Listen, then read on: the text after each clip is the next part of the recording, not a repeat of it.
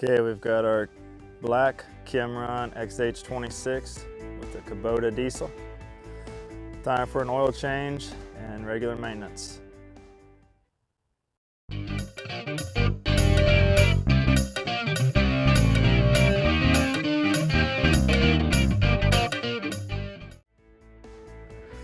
Okay, we've got two manuals. This is the machine manual.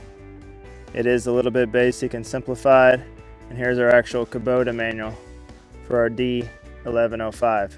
We'll reference this a few times when changing the oil. Okay, to get started, let's open the back catch, see what we got. All right, this machine has been working recently. It's been pretty dusty out, so we got a pretty dirty engine compartment. To start, let's take some compressed air and blow all this out. Okay, I took the air gun with the compressed air, blew this out pretty good, cleaned it up a bit. Also be sure to hit this foam up here, it holds a lot of dust. Since this was as dirty as it was, I'm gonna go ahead and pull the air filter out. So just release these two clips, pull it out, blow off that air filter. You've got basically two filters on this, an OD one and an ID one that slides in the middle. Blow these both out really good. Don't use water, just air. Okay, we've got our air filter back in and our cap back on. Next thing we'll look at here is our fuel water separator, sometimes called the oil water separator. Basically the point of it is to capture any water that's condensated into your fuel and or any other contaminants. And basically you've got a red float here. As it fills with water, the float will rise, and when it gets to this line, you need to empty it. I've just emptied mine. And to do that, you just flip this closed. I'm on the closed here, open is up.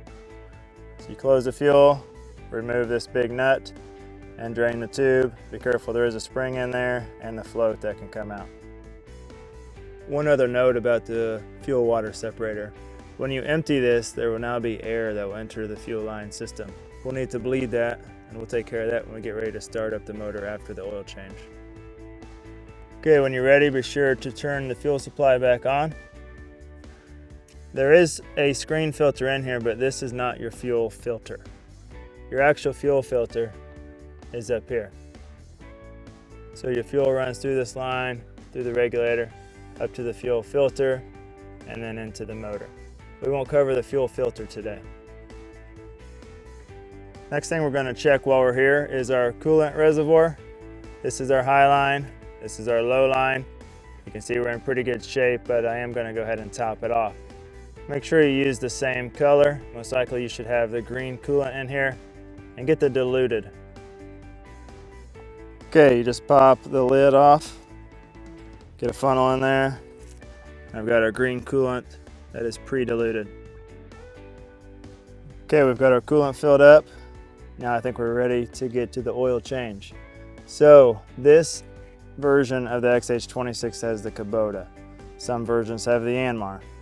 This Kubota is a D1105. We've got our oil filter right here sticking down. We've got our dipstick over here on the left side. Right there is our 14mm drain plug on the side of the oil pan. Okay, so I just grabbed some scrap cardboard to make a little funnel so it doesn't get all over the frame so bad. Okay, we've got our oil coming out. We'll let this drain out for a minute. Okay, while the oil is draining, we'll go ahead and hit a lot of the grease zerks. So we'll start from the front to back, see if we can count how many we got. We got 2 here in the bucket, and in this one we got the hydraulic quick connect, so we got 2 more. We got 2 on these linkages, so we're up to 6. We've got 2 inverted here on the thumb cylinder, so we'll get the adapter and hit those, so that's 8, 9, 10, 11.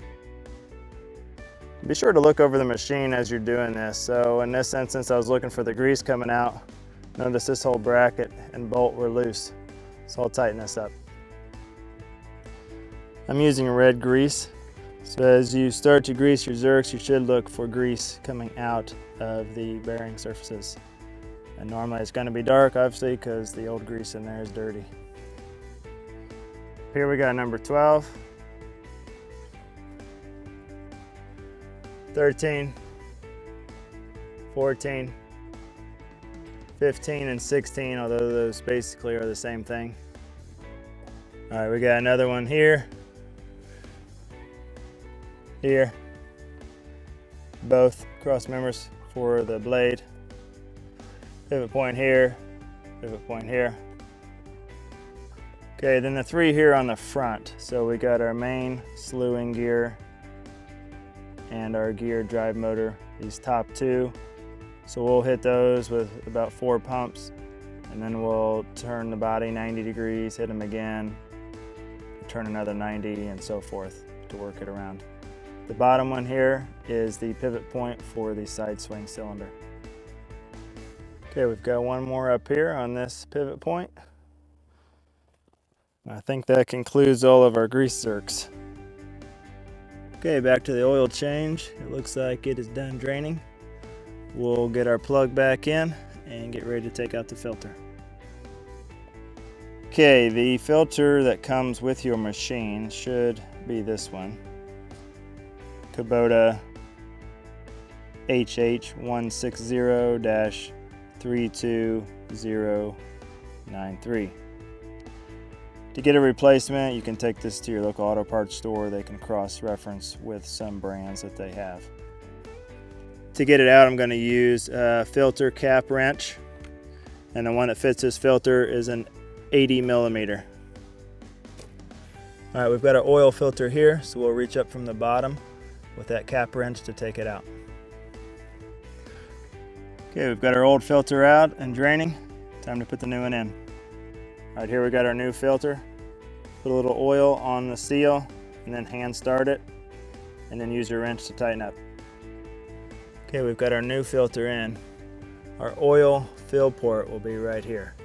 We'll take that lid off, put our funnel in, and get ready to fill. All right, we're going to reference the Kubota manual for this machine. All right, we've got the D1105, 5.1 liters, which is 1.35 gallons. And then for type, so we've got above 77 degrees, 10W30 or 10W40 or 15W40. From 14 degrees to 77 degrees Fahrenheit, we also can use 10W30, 10W40 or 15W40. And below 14 degrees Fahrenheit, we should use 10W30 or 10W40. So what I'm going to put in this machine today is 10W30. All right, I've got the long funnel into the fill port. I've filled the oil up to the limit per the book. Ready to take the funnel out, put the cap on, and start it up. Okay, according to the Kubota manual, it says to change the oil at the initial mark of 50 hours and then every 200 hours after that, and or a minimum of once a year. So if you're not putting at least 200 hours a year on it, I would still change it once a year. Okay, since we removed the fuel water separator, there will be air in the system now, so we need to bleed it. According to the manual, we need to turn the key to the on position for 1 minute to bleed the system. Okay, now that we're ready to start it up, make sure the fuel valve is on, point it up. We'll turn our key to the start position to let the fuel pump bleed the air out of the line. Okay, now that we've bled the system, we're ready to start the engine. We'll let it run for a couple minutes and then we'll check the dipstick for the oil level.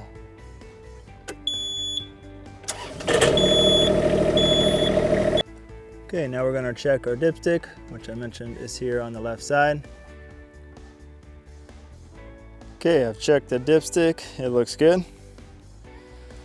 So at this point, we're about ready to wrap it up. We've checked the fuel water separator. We've blown out the air filter. We've changed the oil.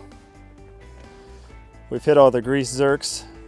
What I'll do now that the motor's running again, we'll pivot 90 degrees and hit our 2 upper ports here, and then at each 90-degree increment.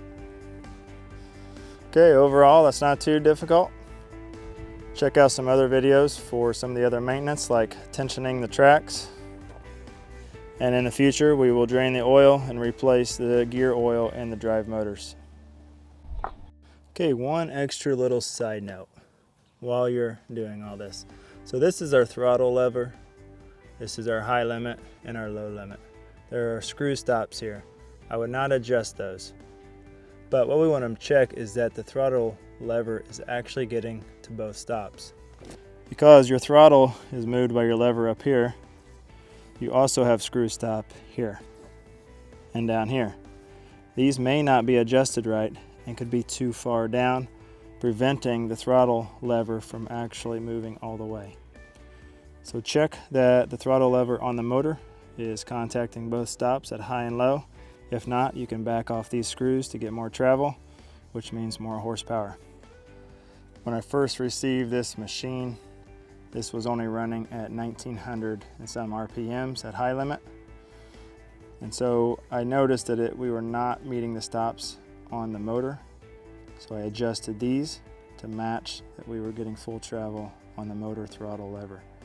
Now that we do, we've got well over 2200 and higher RPMs and 1500 RPMs at idle. So that's just something to double check while you're here. You may be missing out on some horsepower with your machine just from a simple assembly error. Okay, now we're ready for several more hours of use.